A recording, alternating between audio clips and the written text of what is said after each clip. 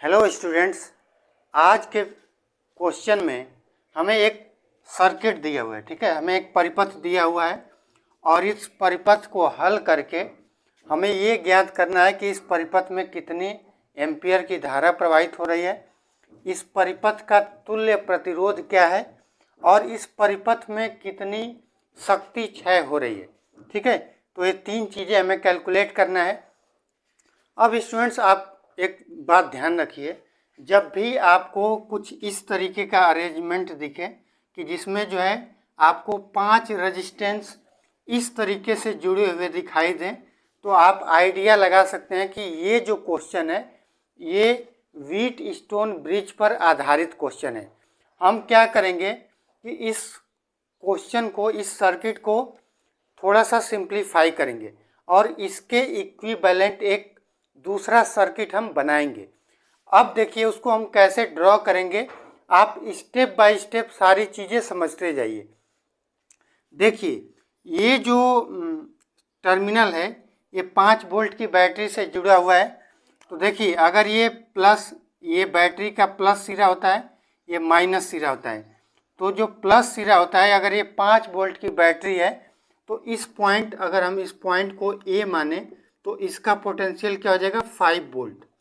और जो माइनस वाला सिरा मान लेते हैं बी से जुड़ा है, तो इस बी का पोटेंशियल क्या हो जाएगा 0 वोल्ट।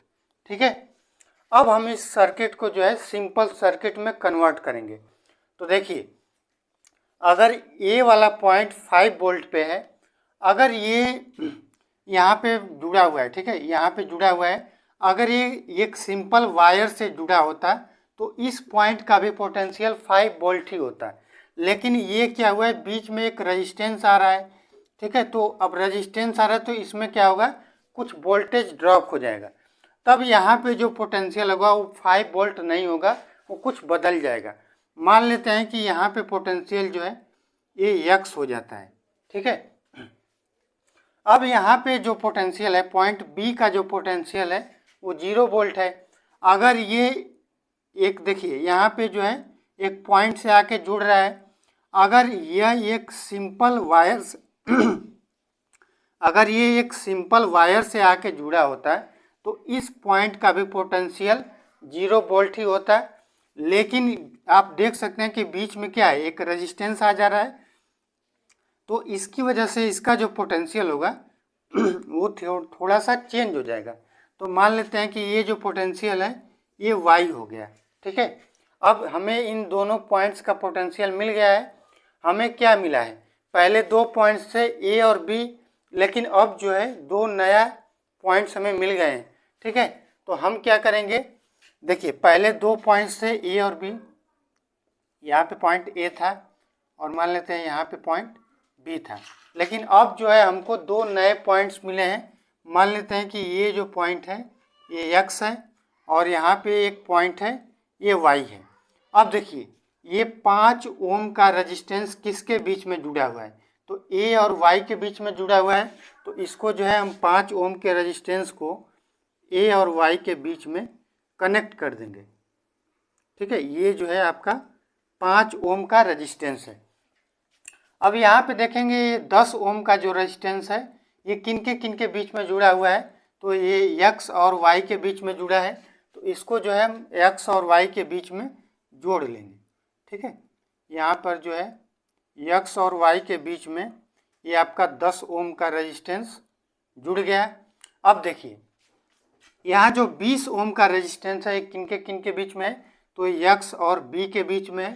तो एक्स और बी के बीच में जो है हम 20 ओम का रेजिस्टेंस जोड़ देंगे। एक्स और बी के बीच में हमने 20 ओम का रेजिस्टेंस जोड़ दिया। अब देखिए, अब हम देखेंगे ये 10 ओम का रेजिस्टेंस किसके बीच में है, तो ये 10 ओम का रेजिस्टेंस बी और वाई के बीच में है। तो बी और वाई के बीच में हम एक 10 ओम का रेजिस्टेंस ऐसे जोड़ देंगे। ठीक है, 10 ओम का रेजिस्टेंस हम बी और वाई के बीच में ऐड कर दिए। अब ए और एक्स के बीच में हम देखते हैं कि क्या रेजिस्टेंस है। तो ये आपका पॉइंट ए है और ए वाला पॉइंट आपका एक्स है। इनके बीच में कितना ओम का रेजिस्टेंस है, तो 10 ओम का रेजिस्टेंस है। तो इनके बीच में जो है हम 10 ओम का रेजिस्टेंस ऐड कर देंगे। ठीक है, अब ये जो है किससे जुड़ा है, तो एक 5 वोल्ट की बैटरी से ये जो जुड़ा हुआ है। ठीक है, अब ये जो सर्किट बना है स्टूडेंट, इसको हम कहते हैं व्हीट स्टोन ब्रिज। ये सर्किट क्या है, इस वाले सर्किट का एक इक्विवेलेंट सर्किट है। इसको हम क्या कहते हैं, व्हीट स्टोन ब्रिज। ठीक है, अब हमको निकालना है तुल्य प्रतिरोध। तो व्हीट स्टोन ब्रिज को सिंपली सॉल्व करने के लिए हम क्या करते हैं, पहले हम क्या करते हैं, इनका एक नामांकन करेंगे। ये मान लेते हैं रेजिस्टेंस P है, ये आपका Q है, ये आपका R है और ये आपका S है। ठीक है, तो व्हीट स्टोन ब्रिज जो साइंटिस्ट थे उन्होंने क्या कहा कि आप एक रेशियो फाइंड आउट करिए, P/Q बराबर R/S। अगर P/Q बराबर R/S अगर आ जा रहा है तो उसको हम बोलते हैं बैलेंस्ड व्हीट स्टोन ब्रिज, संतुलित व्हीट स्टोन सेतु। ठीक है, तो आइए हम इसको चेक कर लेते हैं और अब मैं आपको बताऊंगा कि अगर एक बैलेंस ब्रिज हमें मिल जाता है तो उससे हमें क्या बेनिफिट होगा। ठीक है, तो इस वाले सर्किट को आप क्या करिए, वीडियो को पॉज करिए। ये आपका ओरिजिनल क्वेश्चन है, आप वीडियो पॉज करिए और इस क्वेश्चन को अपनी कॉपी में नोट कर लीजिए। तो मैं इसको मिटा रहा हूँ। हमें क्या कैलकुलेट करना है, आई का मान कैलकुलेट करना है, इक्विवेलेंट रेजिस्टेंस का मान कैलकुलेट करना है और शक्ति का मान ज्ञात करना है। ठीक है, तो इसको मैं अब मिटा रहा हूँ। इसको अगर मैं मिटा रहा हूँ, देखिए इसको मैंने मिटा दिया। अब हम निकालेंगे P/Q। P/Q, P का मान क्या है, देखिए हम क्या निकालेंगे, P/Q बराबर हम निकालेंगे R/S। कहीं ऐसा तो नहीं कि ये सर्किट इस कंडीशन को फुलफिल कर रहा हो। तो P का मान क्या है 10, Q का मान क्या है 5, R का मान क्या है 20 और S का मान क्या है 10। ठीक है, तो अब देखिए इसको मैं डिवाइड करूंगा, 5 1 जा 5, 5 2 जा 10, 10 1 जा 10, 10 2 जा 20। ये क्या गया 2/1 इक्वल टू 2/1। तो हम देख रहे हैं कि P/Q बराबर हो रहा है R/S के, यानी कि ये जो कंडीशन है ये सर्किट इसको फुलफिल कर रहा है। तो इसको हम कहेंगे कि दिया गया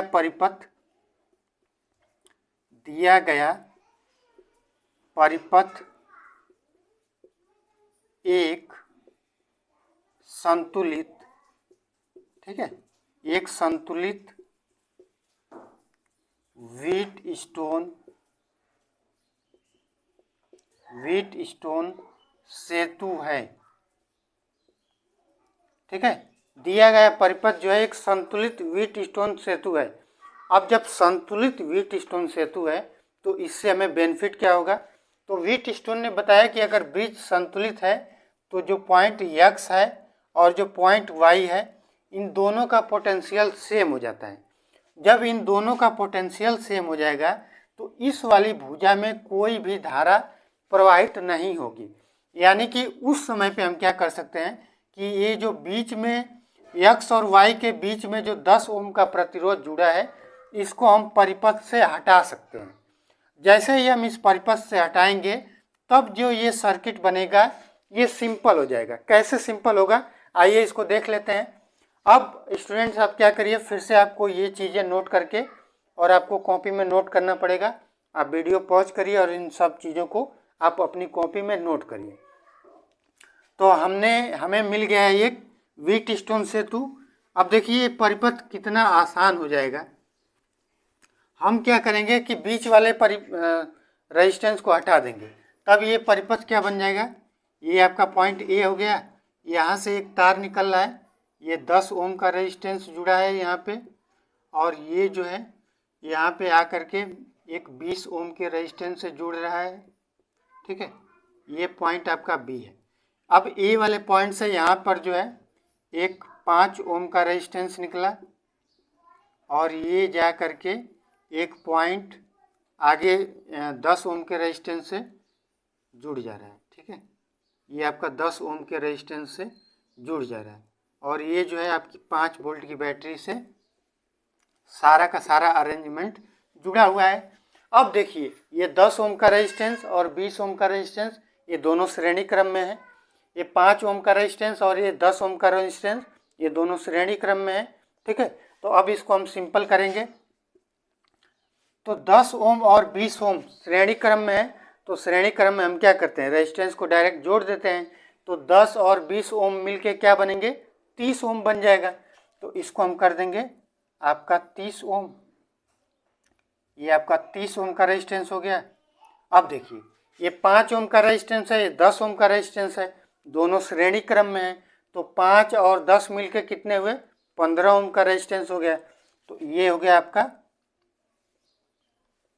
15 ओम का रेजिस्टेंस। ठीक है, 15 ओम का रेजिस्टेंस। और ये पॉइंट ए है, यहाँ पे पॉइंट बी है, और ये किससे जुड़ रहे हैं, तो एक 5 वोल्ट की बैटरी से ये दोनों जो है पॉइंट्स जुड़ रहे हैं। अब आप देखेंगे कि ये जो 30 ओम का रेजिस्टेंस है और ये 15 ओम का रेजिस्टेंस ये दोनों समांतर क्रम में है। तो हम क्या करेंगे, इन दोनों का इक्विवेलेंट रेजिस्टेंस फाइंड आउट कर लेंगे।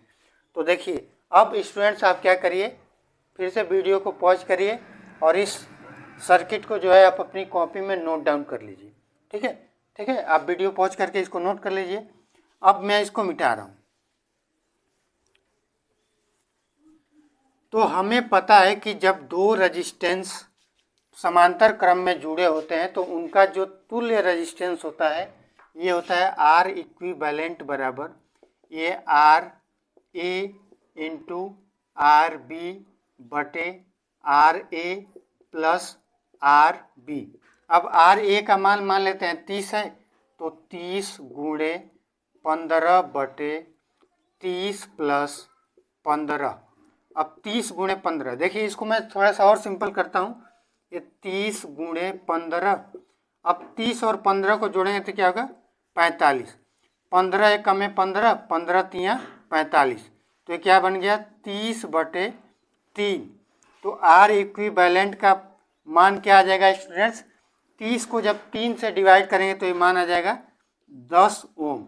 ठीक है, यानी कि जो हमको परिपथ स्टार्टिंग में दिया हुआ था उसका तुल्य प्रतिरोध क्या है, 10 ओम है। ठीक है, अब हमसे पूछ रहा है कि परिपथ में कितनी धारा प्रवाहित हो रही है। ठीक है, तो अब फिर से मैं क्या कर रहा हूँ, क्वेश्चन थोड़ा सा बड़ा है, आप वीडियो को पॉज करके इन सेक्शंस को अपनी कॉपी में नोट कर लीजिए। ठीक है, मैं इसको मिटा रहा हूँ फिर से। हमें तुल्य प्रतिरोध मिल चुका है, तो अब हम निकालेंगे परिपथ में धारा। ठीक है, परिपथ में धारा, परिपथ में धारा। तो परिपथ में धारा हम कैसे निकालते हैं, ओम के नियम से। ओम के नियम से हम लिखेंगे I बराबर क्या हो जाएगा, ये हो जाएगा V बटे कैपिटल R। अब V का मान क्या है, सर्किट कितने वोल्ट की बैटरी से जुड़ा है, तो 5 वोल्ट की बैटरी से जुड़ा है, तो ये हो जाएगा 5। रेजिस्टेंस ये R इक्विवेलेंट कितना आ गया, तो ये आ गया आपका 10 ओम। तो जब 5 को 10 से डिवाइड करें तो ये क्या हो जाएगा 0.5 एम्पियर। ठीक है, यानी कि परिपथ में कितनी धारा प्रवाहित हो रही है, तो प्रवाहित हो रही है 0.5 एम्पियर। 0.5 एम्पियर को हम 1/2 एम्पियर भी लिख सकते हैं अगर ज़रूरत पड़ा तो। अब हमें निकालना है, देखिए आर इक्विवेलेंट हमें मिल गया, परिपथ में धारा हमें मिल गई, अब निकालना है परिपथ में शक्ति।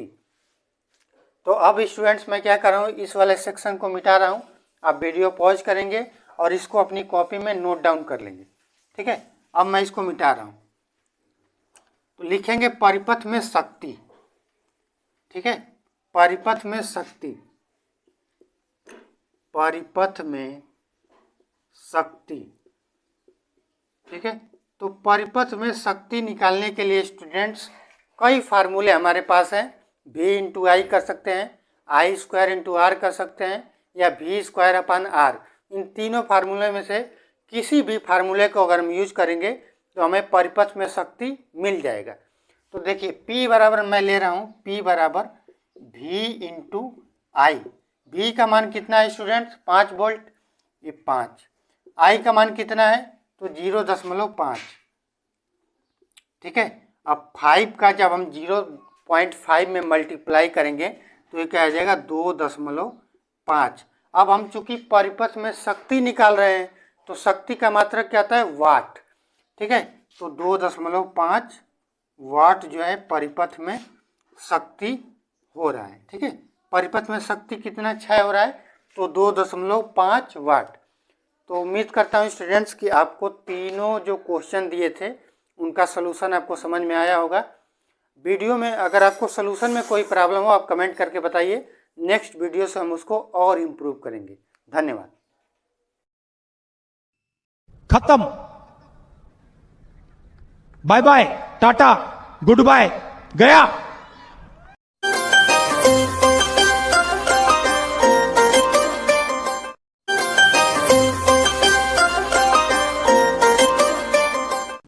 सब्सक्राइब करने के लिए भी आपको कहना पड़ेगा क्या?